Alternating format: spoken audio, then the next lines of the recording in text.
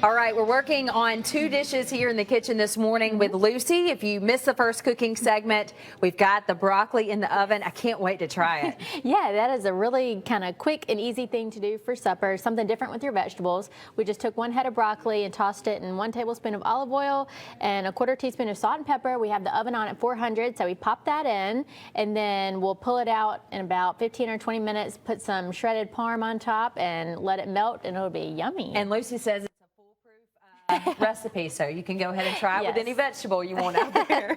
Yeah, it's really, really versatile. So now we are going to work on our pork tenderloin, and I just have 1 pork tenderloin. I just kind of rinsed it off and put it in this container, and it's about 1.25 pounds. And one of the great things that I like that we do at our stores is we sell these 2 packs of pork tenderloins. You've told me about those before. So it's a great value. You know, you get 2 in a package, and you can either cook them both at the same time or freeze one. I typically freeze one, and then you can have one later. Yeah. So I really, really love that. And we just have it right here. We're going to marinate it in that container. So we're just going to take some olive oil, about 1/4 cup in this bowl, and I'm going to add 2 tablespoons of Worcestershire sauce. You know, I feel like you have several really good pork loin recipes because you've made them several times, and every single one I really like.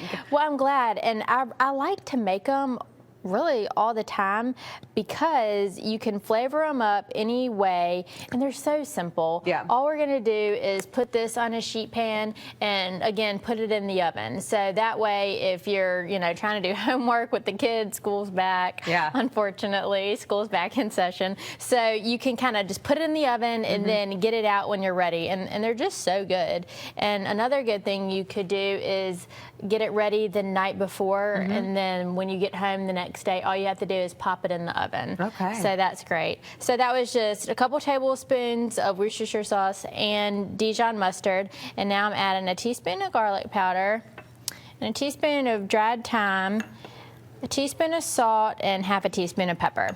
So all these things I'm sure you have in your pantry, and it's just easy to throw in there. Easy to just throw in here, throw together.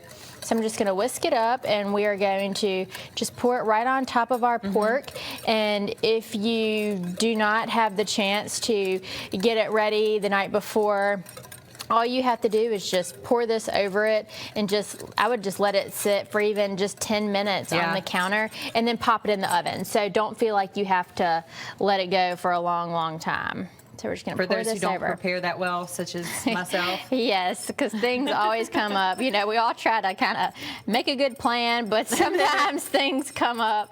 So you have twins running around the house. Yes. Doesn't quite work that way. It doesn't quite work all the time, but you can always throw together this kind of quick little marinade. So we'll just let this set, and also we'll be pulling our broccoli out of the oven soon. All right. Be sure to check your local Greer store. Again, you can find the ads every Wednesday they drop. You can see what's on special. They're still celebrating their 100-year anniversary. Yes, we are. All of 2016, so it's been a lot of fun. So be sure to check out the local Greer stores for their specials. We're finishing this dish up. I'm going to pull the broccoli out, so be sure to stay with us.